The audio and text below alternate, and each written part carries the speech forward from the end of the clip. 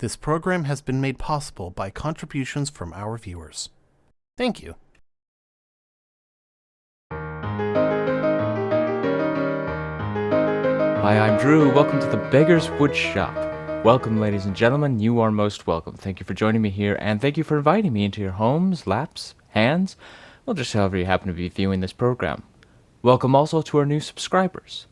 Before we get started, I just want to say thank you to each and every one of you who has helped to support the Beggar's Wood Shop in some way or another. From subscriptions to views to contributions, be it financial or equipment. Thank you. Without you, this would all not be possible. I know you want to hear the heart and meat of this video, so here's the time code. See you then. For the rest of you, yes, this is still technically the podcast for September of 2022. September. Yeah. The year is nearly done. We are 3/4 of the way through the year. Now that we're entering into September. It has been a unique year for me. I'll say that. Not really good, but not really. Well, I'm not gonna say it's good. I'm not gonna say it's bad. I'll just say it's unique, and that can just be interpreted however you see fit. Well, our last video went up, and I must say, wow, that gained so many more views in 2 weeks than the other 2 Shopsmith videos I put out. And that's why I introduced this video differently, because I kind of want to adjust the format to actually kind of keep the views coming in, so I keep the subject of Shopsmith more than just me talking about the shop in general. Just for now, I'll still talk about things going on in the shop, but let's build up our base a little more. I don't know which videos numbers to read, because if I look at the details of the video, it says 814 at the time of recording this video, which is Thursday. I'm getting to it late again. This video goes up tomorrow. Oh no, this video goes up Saturday. Sorry, I'm thinking of the wrong everything. But yeah, while the just seen the video listed put it at over 950 views. Either way, it looks like we're gonna get pretty close to 1,000 views real quick. So thank you, everybody. Whew, man, there's a lot of chaos going on. It's been a very unique everything. For me personally, I had some medical stuff going on. I'm not going into that. Just know that what it is, what I went through medically, it's nothing terrible or life-threatening, at least you hope. I just wouldn't wish it upon anyone. And that's all I'll say about that. For those of you who waited for the time code, welcome back. At this time, we'll make the quick shameless pitch, and then I'll get to this. If you wish to support the Beggar's Wood Shop in any way, shape, or form,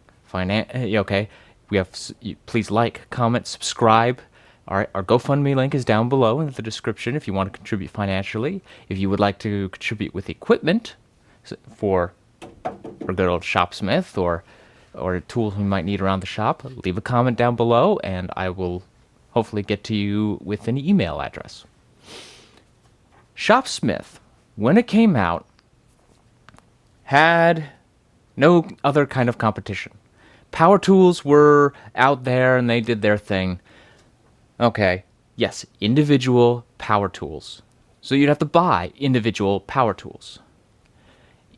No one did what the Shopsmith did until the release of the Radial Arm Saw. Now, the Radial Arm Saw didn't do exactly what the Shopsmith did, but it presented itself as a kind of multi-tool. All right, you could do some drilling operations. In fact, I've seen that in manuals and videos. You can do planing, and you can do some routing and shaping work, and you can also use it as a table saw. It's true, you can rotate it to do rip cuts.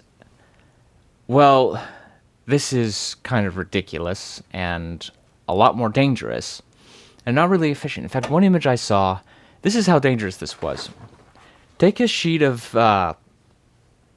4x8 plywood, stand it upright so that the 8-foot is going up and down this way. Take your radial arm saw, rotate it so the blade is flat, bring it all the way forward, lean your plywood up against it, and walk it across like this. I hope you didn't have too much to eat, because you're going to let that all out of your belly when you get hit by the blade. Wow, that was crazy. Beauty of the Shopsmith, everything was just the same way you'd see it on a normal table saw or a normal bandsaw. There was an attempt at something that was similar. Okay, it came out in 1962. It was the Porta-Shop. It's a suitcase type setup. I've actually seen them pop up on eBay here recently. And it has that kind and on eBay they have marketed as a Shopsmith type. And all it is something I've seen before. Where, okay, you've got a circular saw, you've got a drill, you've got a couple other things that's supposed to kind of all be in one toolkit and interchangeable. In fact, years ago, I remember seeing something just like that. And it was your circular saw, your drill, a light, and a jigsaw. And then it came with a toolbox, and that toolbox could also double as a drill press, a stand for your light, a jigsaw that had a main table, so similar to a scroll saw, and a mini, almost like a job site table saw. And I thought this thing was really cool. It's battery powered. I'd love to get my hands on one. Does the term fake reviews mean anything to you, ladies and gentlemen? Because there were a lot of them. Eventually, it got around that no, this thing was not efficient. It would overheat. There was terrible wiring. It died quickly, and it was all battery powered. That's not to say it's a bad thing, but that's I don't know how much that contributed to how much of a charge it would hold or not, but I know battery power is much better than what it used to be. So, okay, I'm not here to debate about what's better, quartz or batteries. All right, we're talking Shopsmith clones. All right, that came out in 1962. Well, as you get into the late 70s, the patents start to wear out for Shopsmith, which means everyone can come at their equipment and make it their own while still making it look different. All right, the Taiwanese started doing this, and they didn't try to make it original. They actually tried to reverse engineer all of this. What do I mean by that? Well, let's use the bandsaw here as an example. They basically just took a sand casting of this piece and the headstock and anything else that they needed, and that's how they got their molds. They would take a sand casting. Well, you got to repeat that process again and again because a sand casting really only lasts once. All right, that must have taken them some time to do. Now, another thing that made it different was the inside. The inside of this was different because they could not exactly get the mechanics working correctly the way Shopsmith has their mechanics working. It ended up being different, and as a result, the way the blade worked on the bandsaw wheels wasn't the same. Bandsaw wheels on a Shopsmith are better balanced. The top wheel is slightly tilted so that the top of the wheel is to the back, and it helps center the blade, preventing drifting with the blade. Yes, there's a whole thing about drifting, okay? Don't get me into it. But they could not get it right. So they did their own thing, and it's different.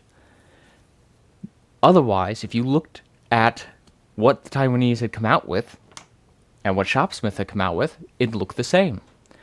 In fact, there were so many of these different ones. The most well-known, of course, Shopsmith Taiwanese clone was called the Total Shop. All right, Total. And it was just real crazy. Now, there's a lot of them out there that looked extremely similar to the Shopsmith. And if you didn't know any better, you'd think it was a Shopsmith unless you saw it in the advertisement or paid a real close attention to the logos.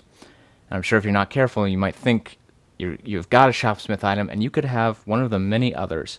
And I've got a list right here, all right? Because I mentioned the Total Shop, all right? There was the Master Shop, Master Woodcraft, Total Shop, Super Wood Builder, which was part of the Master Woodcrafter and Machine Company. See, they kept trying to rename theirs, apparently. Shop Center, Smithy Super Shop, we'll get to that one in a bit. And there are, of course, other names and other types. Well, in 1982, Shopsmith had enough, and they said, no. We are filing a complaint with the International Trade Commission. And that complaint said, hey, they're just reverse engineering our product. It looks too similar. There's a whole list, and and I'm glad they did this, because otherwise they could have tried to sue these people. Because if you know copyright infringement laws, it's got to be at least, what is it, 82 or 92% original? Something like that. It's a pretty high number on how original you have to be without it looking like a blatant copycat. Well, if you know anything about animated movies, you know there's a lot of copycats out there. If you get a successful one, it's in the theater still, immediately here come the copycats, and they are terrible. Few are good, but a lot of them are terrible. All right, look at Disney's Finding Nemo. You wouldn't believe how many copycats there are. Crazy. Now, I mentioned the Super Shop. And there's a reason I mentioned the Super Shop. The Super Shop, the Smithy, also one of those ones that actually had multiple names, did something different. They actually had a different base, different machine, different looking design. The bandsaw, oddly enough, looks very similar. In the video I've seen it, actually, I got a nice close-up, and it looked very similar. But I wondered, was it the same engineering on the inside? Couldn't tell, because this was just an intro video to it. Well, let's talk about a few things that are different on as they were nicknamed, Smithies. The casters. Well, the foot pedal for that was on the outside of the frame, not the inside, like a Shopsmith. All right. Their whole headstock looked completely different, and also had a crank, so you can actually crank it instead of sliding it. The carriage, where you put your table saw and all the other accessories for that, also had a crank, but it was also also bigger and beefier.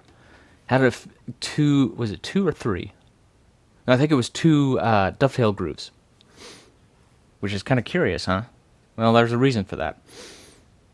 All right. If I got this correct, and someone correct me if I've got it wrong, you would remove the cover for the pulleys, where all the pulleys were, and you would lift a lever that would loosen the pulleys, and you adjusted the belt and then tighten the pulleys, and I believe that is how you adjusted for higher and lower speeds. The knob to turn the motor on and off with those higher and lower speeds was also different. It was much smaller, a little smoother, but I believe it was all pulley controlled, like the old Shopsmiths, where things had to be adjusted, the old 10E and 10ERs. Now, they also had something really cool. They actually had a 6-inch jointer instead of Shopsmith 4-inch. Kind of cool. And there's in the instructional video, it says, do not mix this with other similar machines. Like, too bad! I could use a 6-inch! Well, that is that. Okay, folks. Why am I bringing up the Smithy? Well, remember I mentioned those dovetail grooves? That's because a Smithy had one extra feature that a Shopsmith or any of its other clones don't have. Smithy does metal work. And I'm not talking about put a sheet of metal on the bandsaw and cut it out. No. I mean, this thing also had a metal lathe and a milling machine. That's why the two grooves in the carriage, because it had that accessibility. Now, how efficient is that compared to most other milling and metal lathe operations? I don't know. I would actually like to get my hands on one just to test this. Bring somebody up or out or whatever. Let's get Adam Savage to test it out. He's only a 2-hour drive away from me. Get one of those, bring him up here. He does a lot of milling. He does a lot with metal turning. Maybe he could find out how efficient for its size. Now, it could be one of those things where it's like, okay, you're not doing anything huge, but let's say you want to make like a little finial or something fancy for a cane. Maybe it will kind of work in those small increments. That's in theory. I really want to test this, because if it is plausible for doing little things like that, yeah, I'd keep it. I would keep the machine and say, yeah, this is what I will use for my metal work if I want to enhance any kind of woodwork with little bits of metal. Yeah. This is not a metal channel. We will not change the name to The Beggars Workshop. It will always be The Beggars Wood Shop, because woodwork is our primary goal. So, yeah, I want to get my hands on one of these smithies.